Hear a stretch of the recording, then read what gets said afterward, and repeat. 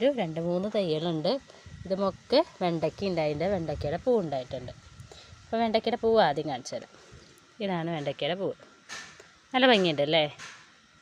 ഇനി ഇതിൻ്റെ കായ കാണിച്ചു തരാം. 2 എണ്ണമാണ് കേട്ടോ ഈ ഒരു ചെടിയും ഉണ്ടായിരിക്കുന്നത്, കാണാനുണ്ടോ? ഇതാ ഇതിന്മേൽ 2 എണ്ണം ഉണ്ടായിട്ടുണ്ട്. ഇനി അടുത്ത ഞാൻ കാണിച്ചു തരാം. ഇതാ 2 എണ്ണം ഉണ്ടായിട്ടുണ്ട്.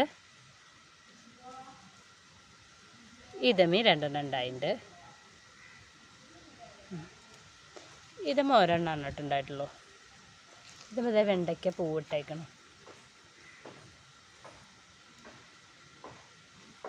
ഇതിൻ്റെ അടിയിലൊരു കുഞ്ഞൊരു തെയ്യുണ്ടോ, അതമ്മ വരെ വെണ്ടയ്ക്കയുടെ കായുണ്ട് കണ്ടോ. ഇതാണ്.